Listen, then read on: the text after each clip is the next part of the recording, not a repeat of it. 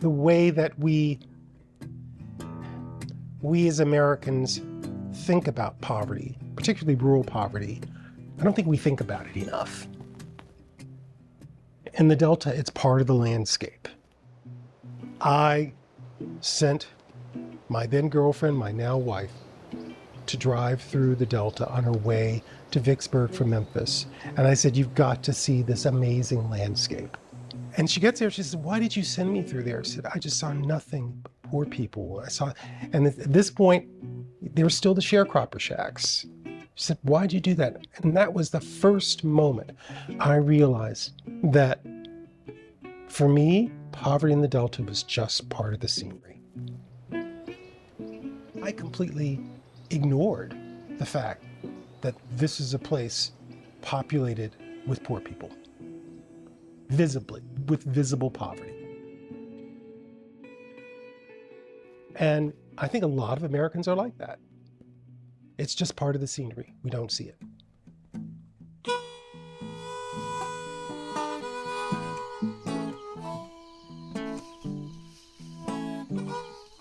Mississippi alone, about 46 of its counties are in persistent rural poverty. Persistent poverty is defined by the USDA as the county's population living below the federal poverty line for the last 30 consecutive or more years. It's the worst poverty in America. It's not a good gauge of poverty in America. It is the worst poverty in America. Our poverty level today is 19.58%. That's almost 20% of your entire population here in the state of Mississippi. That's high. That's uncalled for. A lot of people say they live from paycheck to paycheck, but people in poverty, they are living day to day. So Mississippi is number one in food insecurity. We're a state, a small state of 2.9 million people. 20%, like 670,000 Mississippians are food insecure. Over 200,000 are kids, like school kids who eat a school breakfast and a school lunch and then don't eat again until the next day. And that's just not acceptable. Over 125,000 are seniors who right now are trying to figure out, can I go to the grocery store or can I pay the electric bill? Well, when people think about Mississippi, of course, they think about we're at the top of everything bad and at the bottom of everything good. But I think as a nation, too, we're living in a system where we're having to choose between paying for medication and having access to health care and making sure that food is on the table, making sure that rent is paid, or choosing between whether or not I'm going to eat for the next 3 days. In the Mississippi Delta, that we have a health problem. And the health problem is not, we're not eating fresh fruits and vegetables. Statistics are really important, but when you're putting flesh and bones on those numbers, when you're talking about Robert and Aaron and my grandpa Fat, and his wife Cutie, Fat and Cutie, working in the fields all day, every day, the smell of my grandfather's sweat, that's such a distinctive memory of my childhood. Looking at the whole history of hunger in the Delta can be very overwhelming. It's like one of my favorite Elvis Costello songs. It starts as, someday you're going to have to face the deep, dark, truthful mirror. We have not looked deeply into that deep, dark, truthful mirror as Mississippians. We look away from it. What you saw in 1967 is essentially the collapse of the need for farm labor. And it just, the bottom completely fell out. And no one really knew about it. And when those industries abandoned labor, those people, the laborers, were abandoned. And that's what caused so much poverty in the Delta. And all those people start pointing fingers. And with historic racism and white superiority, then you kind of have this heightened tension. So it's their fault. No, it's their fault. If it wasn't for them, the factories wouldn't have left. None of that's true. None of that's true. That was a federal policy, and those businesses left because they could get cheaper labor somewhere else. Something that Fannie Lou Hamer said, she said, hunger has no color line. And I think that's very true in the Delta. There are lots of poor people in the Delta, but there are poor white people in the Delta too. It's just not as many of them, so they're not as visible. But it's a very poor place. But the people who are doing work there to change that, it's real inspirational to me to see that. So I think, what you have to do, this is something I always say, to change what we see, you have to change what you know.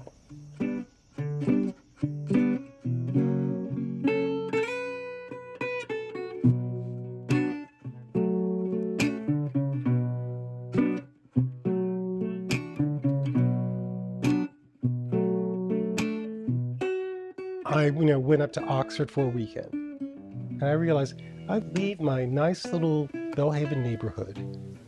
I go to a nice little neighborhood in Oxford, and I can spend all of my time in the poorest state in the Union and never see a poor person.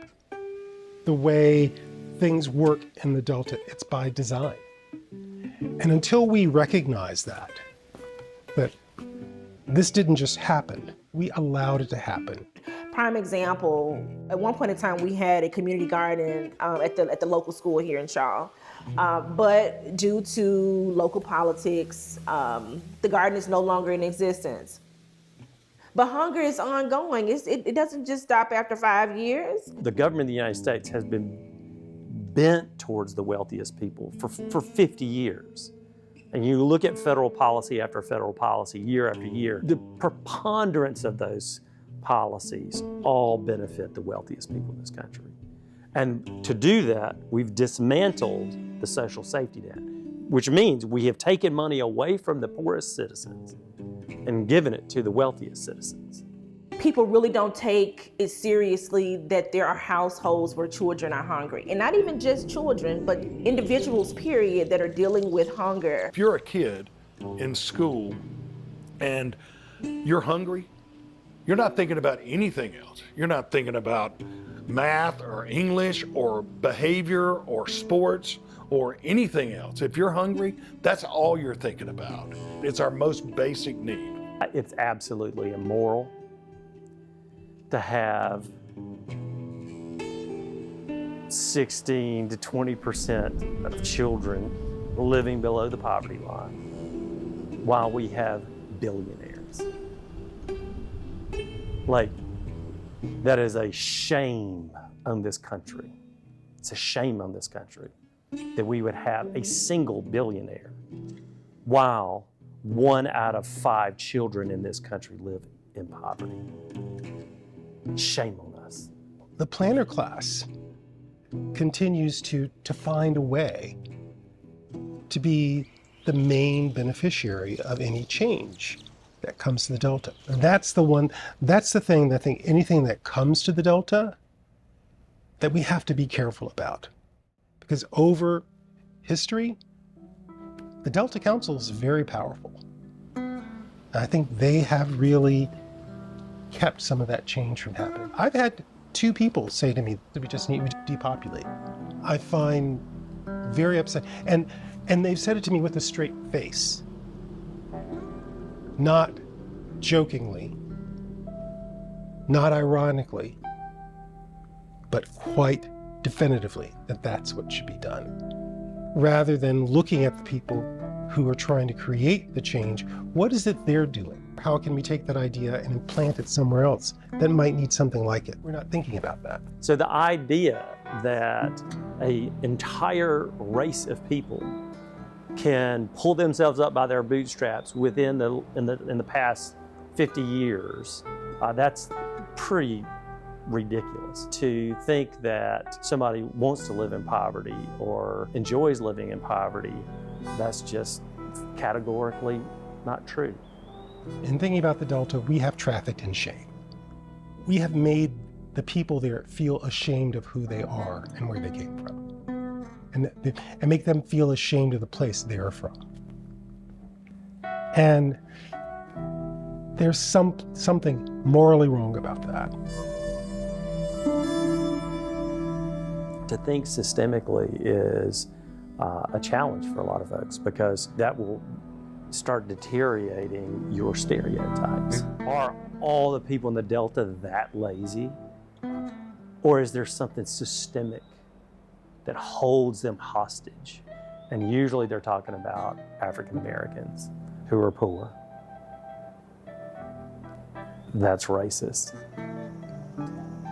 It's historic and systemic injustice. Every African American in the Mississippi Delta is a descendant of an enslaved person who was brought here against their will in chains to labor their entire life as property.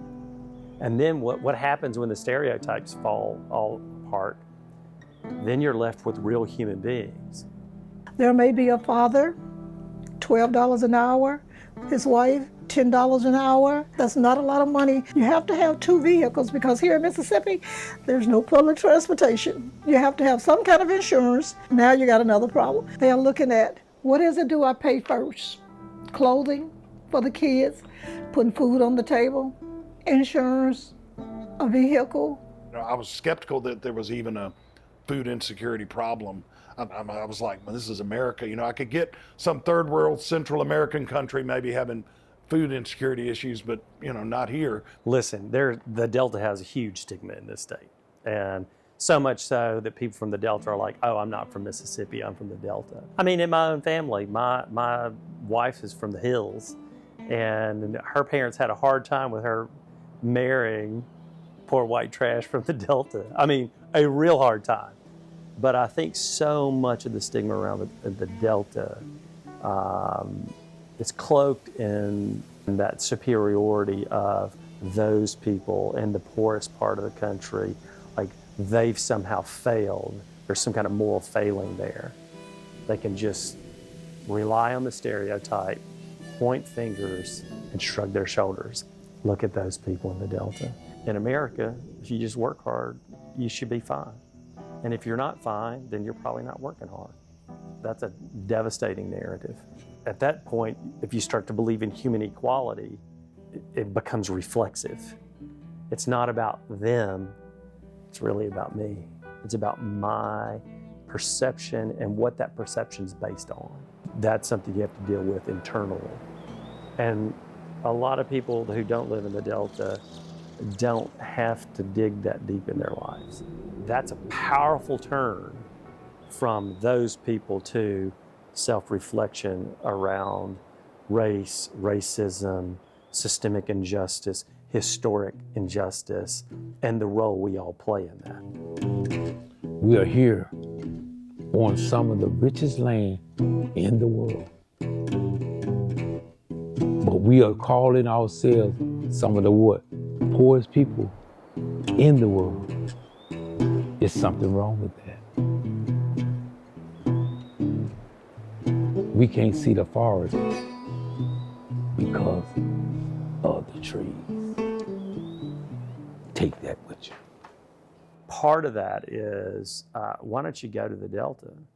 Why don't you go meet Cora Jackson, the state's social worker of the year? Talk to Cora about how she uses her doctorate of social work from Tulane University in the Delta. Go meet these incredible people who are rooted and not moving, that are holding their communities together.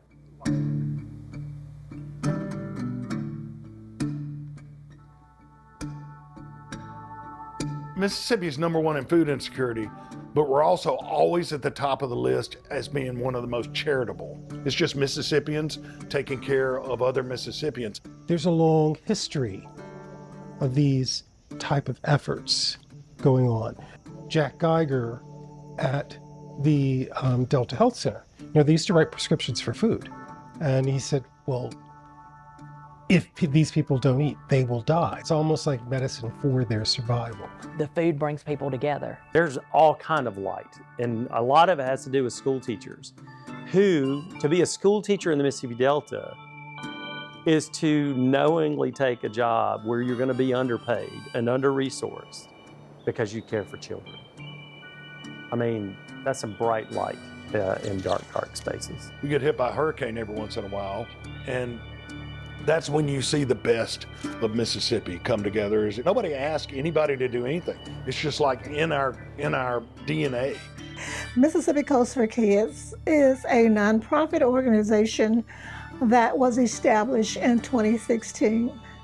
Since 2016, we have given out over 100,000 coats to children and seniors. We teach people how to grow specialty crops, such as greens, peas, sweet potatoes, and I have a passion for those pink eye, purple hull peas. We're trying to teach people about their community garden, even their little garden they have. It's a sense of you're beautifying the community, you're introducing healthy food to your neighbor and the community. You can exercise, you can be able to get fresh air, you can be able to work out in your community garden. So they can be able to do farm to fork right there in their home. That's what we are here, to be excitement for people. That's to see them eating healthy, seeing them enjoying fresh fruits and vegetables. And this right here makes me want to stay in the Mississippi Delta every day. We're a rural development coalition that fights persistent rural poverty in the United States of America. And the Delta region for us is all of Mississippi, Louisiana, Arkansas, and Missouri. We do asset-based community development. So when we go into a community, instead of asking the community what they need, we come in and say, what do you have? Where are your assets? And we do an asset mapping exercise where they just start listing out their assets in different areas: education, health and nutrition, housing and environment, business. And what we found after doing these asset mapping exercises in the Delta across the country is that the greatest asset in these communities are the people. The people are so kind. The hospitality is like no other in the Delta. Not even in different parts of Mississippi, it's not the same. I would say that the people from the Mississippi Delta are hard workers. And I also would say there's not a mom like a Delta mom. Their culture is close-knit family. And so I think they just, enjoyed living in harmony. As the system crumbles, as the structure of society becomes, flimsy and starts falling apart, you got these great people who are like, they're going to bridge the gap for their town, for each other. We are an organization that focuses on education, health, recreation. This summer alone, I want to say we were able to serve 175 children, which translated into maybe a little over 45 families. Coming from an organization like ours, I can't even put into words. I started a nonprofit that's based on the premise of what if every home and every business had an extra table where they could feed those in need? And if so, what would that look like? I started on two founding principles. Number one, 100% of the money we raise for food is going to go to purchase food. The second is it's going to be healthy food, because Mississippi is number one in food insecurity, but we're also number one in obesity. The food we ship to agencies is healthy food. It's low-fat proteins, low-sugar fruits, healthy grains, low-sodium vegetables. I think what Gloria Dickerson is doing with We Together to Create Change in the town of Drew, she's worked for the Kellogg Foundation. The Kellogg Foundation spent $65 million in the Delta. When they're beginning to pull out of the Delta, she asked them, why? Nothing's going to change here until somehow the mindset of people changes. And her reaction is, who's doing that work? I'm going to do that. She's getting the students in her town to understand the history of that place, because she played an important role in that history. She was one of the 7 Carter children who went to Drew High School under freedom of choice. So she's telling them her family story, but then she's also telling them the story of Emmett Till, letting them know, don't be ashamed of the fact that your ancestors were sharecroppers. Be proud of that. They survived. That means you come from people who are survivors.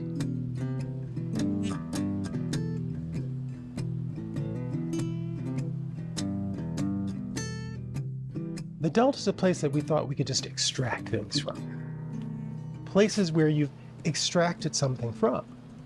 We do have to figure out, what is it we're going to give back to this place? In the Mississippi Delta, it's sitting back there sipping your favorite beverage. You can hear the sound of birds chirping. You can hear the sound of a cow mewing. You can hear the sound of a pig oink. And you know, it's just like old MacDonald had a farm. E-I-E-I-O. And on that farm, it was so much that he was able to enjoy all of it. So why we don't say, when we look out and see all these great things, we can say, it is good. This place really needs something. And then we also say, this place is so beautiful. You know, it's got this really, you know, torrid beauty about it.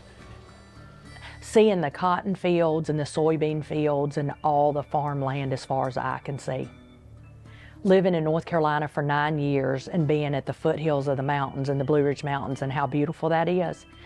I just come home and I see flat land and I'm like, I'm home. Why can't we do something to actually create some change here? If we could just find some way to support that and help it grow, I think from town to town. I think what's happened so often in our thinking about the Delta, we think about it as the Delta. We don't think about its Webb, its Ruleville, its Drew. And each of those little towns has its own history. Mississippi, we gotta do better because of the fact that so many kids are affected. Helping people that live in poverty is the right thing to do. And anytime you do the right thing, you can't go wrong. But when you live in the Delta or wherever you live, I want people to know that they don't have to go halfway across the world to help somebody. There's help right there in the community you live in. You can be a pill. You can be a cure for your community. Our whole philosophy in this state is so much oriented toward a bootstrap philosophy. But if you don't have any boots, you don't have any straps to pull them up with. So you got to start somewhere. It's easy to disparage from afar. It's easy to, because you're ignorant, rely on stereotypes that turns into a feedback loop. I mean, that's the easiest thing in the world because it requires nothing of you as a person to maybe ask critical questions. What is your purpose of being here? And your purpose is helping others. If you just want to be selfish, you can go be locked up in a house by yourself and just don't want nobody to be around. But our purpose is to help the next man. And that's what Robert and Ethel Coleman did for me. That's the person I am here today. It's because they were there embedded in me. And that was L-O-V-E, love. Love for God, my family, and my community. And my community is based on everybody. It's that whole community that's put their fingerprints all of my life. It's not a bootstrap. That's not a true story. The truth is, the community produced me, and I feel obligated, not just to those people who formed my life, but to all those people who are forming all these lives. Well, what do I do with this? What can I do with this? And what I can do is I can write about it. I think we're trying to do what we can to change that. But I think we want to do it because the Mississippi Delta, it's not just Mississippi's story, it's America's story. It holds up a mirror to America, and it shows the rest of the country what happens when you ignore poverty and you allow these other forces to just run over people, and then you turn a blind eye. This is what happens. There are deltas all around America. It's painful for me to think about the Delta being in a place like it's all picked and it's all done, and all that's left is refuse to be burned and recycled. That's painful for me to think about. And that's where we are. What do you do after a natural disaster? You start rebuilding. And I think that's where the Delta is. It's, the chaff has been blown away, and out of the ashes of the Delta rise these incredible people who care and love and cook and feed. It's those hands